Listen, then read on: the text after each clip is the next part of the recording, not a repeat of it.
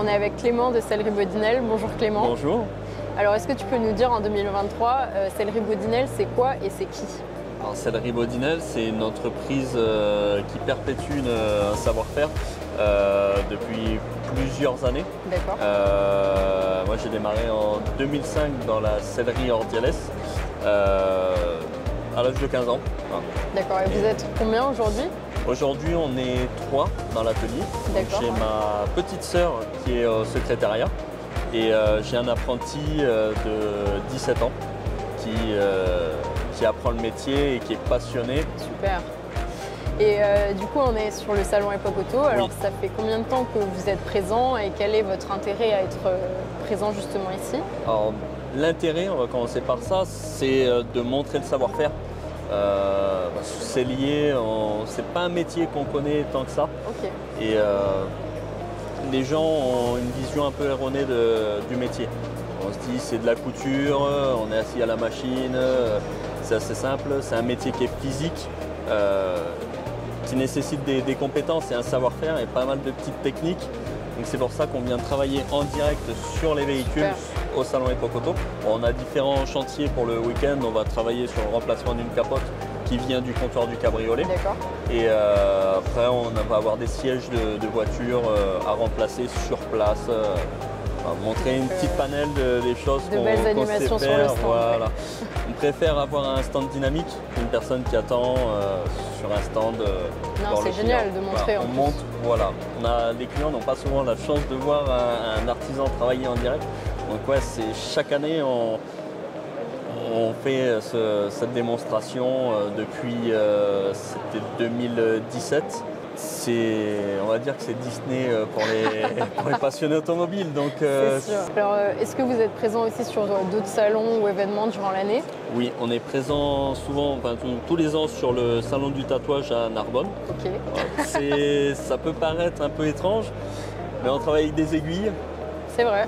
avec de la peau, pas avec de l'encre, avec du fil. Ça touche une autre clientèle que l'automobile. Ça touche aussi aux voitures américaines sur ce genre de salon-là. Donc ça reste dans l'esprit américain. Et donc les visiteurs sont sûrement curieux parce que c'est Ils sont pas très curieux. forcément Ouais. ce à quoi ils s'attendaient en venant. Et pareil, on travaille en direct. Alors justement, il y a une Peugeot 205 exposée. Oui. Est-ce que finalement, c'est pas un peu la star cette année du salon Si. Époque Auto? Et qu'est-ce que vous pensez un peu, on parle notamment de la cote qui a beaucoup augmenté. Est-ce que c'est encore une voiture dans laquelle il faudrait investir Oui. en 2023? Ouais. Bon, je sens un oui formel. Oui, c'est un véhicule qui est très intéressant, qui est très populaire. Il y a des coquineries au niveau du montage, au niveau sellerie, tout ça, il faut savoir connaître certaines choses. Après, c'est un véhicule où les pièces ne coûtent pas non plus super cher comparé à d'autres véhicules. Après, il y a sa petite concurrente qui est intéressante, c'est la Golf 1. La 205, c'est sympa quand même. On a tous vécu quelque chose dans une 205, on est tous rentrés dans une 205, pas forcément dans une Ferrari ou une Jaguar Type E. C'est sûr. Voilà, donc ça parle énormément et énormément de personnes en ont. Et du coup, aujourd'hui, si moi j'ai envie de restaurer une ancienne, quels seraient vos 3 meilleurs conseils?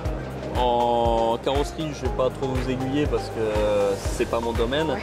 Par contre, en sellerie, il va falloir vérifier tout ce qui est mousse, savoir que c'est réparable. Tout ce qui est cuir, mais c'est pareil, on peut le remplacer. Donc au final, on peut foncer. Il y a sur certains modèles comme la 205, il faut faire attention au point de rouille au niveau de la capote. C'est un des défauts. Si maintenant j'ai envie d'investir dans une 205, justement, ça serait quoi le budget? Le budget, on entend souvent parler des 25 000 euros.